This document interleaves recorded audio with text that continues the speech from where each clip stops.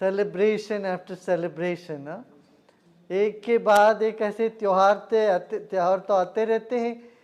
देखिए हमारे पूर्वज इतने मेधावी रहे, इन्होंने देखा हर मौसम के हिसाब से कुछ ना कुछ त्योहार उन्होंने बना लिया, ताकि जीवन भर हम एक त्योहार से दूसरे त्योहार में व्यस्त रह जाएं, फिर कोई चिंता करने की समय नहीं बचे, आलतू फालतू बातें मन में नहीं आए। हाँ, सेवा के काम में सब जुट जाएं तो मन प्रसन्न हो जाता है। और अपने बारे में ही बैठ के दिन रात सोचते रहते हैं तो हम दुखी होते रहते। दुख का यही कारण है, सच में अपने बारे में नहीं सोचते, मैं कौन हूँ ये नहीं सोचते हैं, मगर अपने मन के बारे में, अपनी जो सुख सुविधा के बारे में ही सोचते रहते हैं तो दुखी होते हैं। हाँ? या इतना समाज सेवा में तल्लीन रह के अपने आप को भूल के सेवा में लग जाएं तो भी दुख नहीं है। या बैठ के ये देखें मैं कौन हूँ, ना मैं शरीर हूँ, ना मैं बुद्धि हूँ, ना मन हूँ। इस तरह से खुद की विचार वितर्क विमर्श करने से भी हम प्रसन्न हो जाए, सुखी हो जाएंगे। बीच की अवस्था जो है ना, खुद मैं कौन हूँ ये जानते ही नहीं, खुद के बारे में कुछ नहीं ज्ञान, ये भी नहीं पता है कि हमको चाहिए क्या, फिर हम बीच में उलझे रहते हैं। एक कुछ ना कुछ लेके हमारे मन में गांठ बनाते जाते हैं, है ना। ये मन की सारी ये जो भ्रम है, इसी को माया कहते हैं। तो ये माया के पकड़ में न आवे, सारे भ्रम दूर हुए तो ध्यान करें।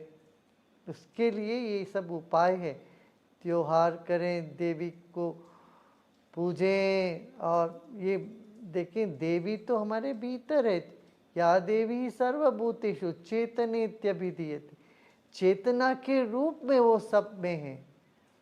उस चैतन्य सत्ता का ही जो लीला है सारा संसार, इस बात को हमें बार बार अपने को याद दिलाते जाना चाहिए।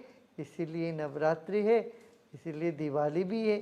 एक दिया जले तो उजेला नहीं होता, हजारों दिया जले तो इतने भी घोर अंधेरा हो वो अंधेरा भाग जाता है।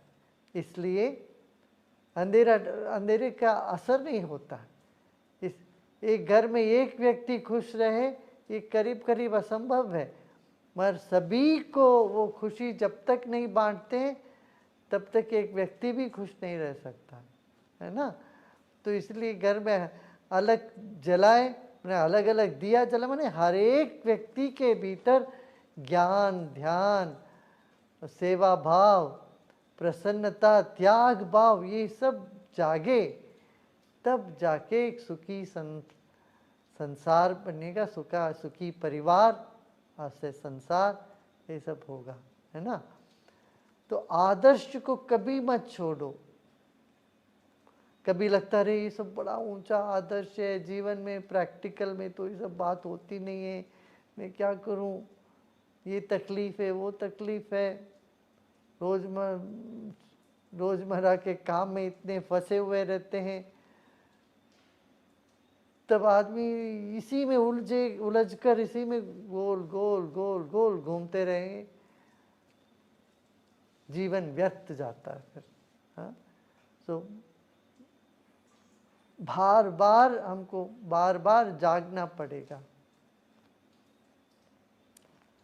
और बार बार जगाने के लिए तो ये सब उत्सव है।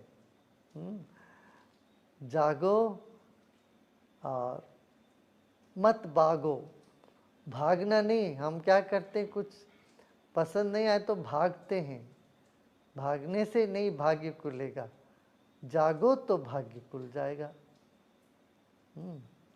और भाग्य यही है कि सारा संसार आपका अपना है, परमात्मा यही है, अभी है, हमारे में है, हमारे हैं।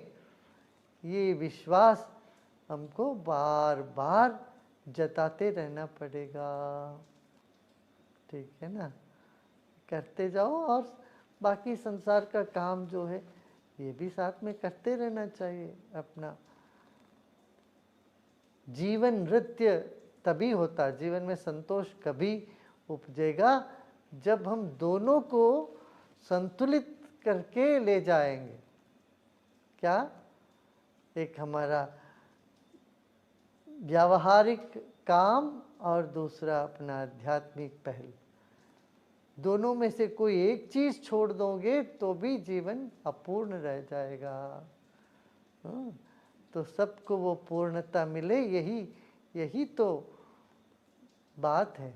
नवरात्रि का, विजयदशमी का यही है संदेश। दशमत त्वमसि करके बोलते हैं, अपना पुराना वेदांत का है, तुम 10वें हो। वो कहानी सुना है ना, जब 10 लोग कहीं नदी पार करने चाहते थे नाव पे, और सब गिनते रहे, खुद को छोड़ के एक एक ने गिना, 9वीं आए सब, और बड़े परेशान हो गए, एक आदमी खो गए करके। तब वहाँ पर ये जो ज्ञानी आया, उन्होंने देखा तो ये तो 10 है मगर गिनती में 9वीं आ रहा है इनको।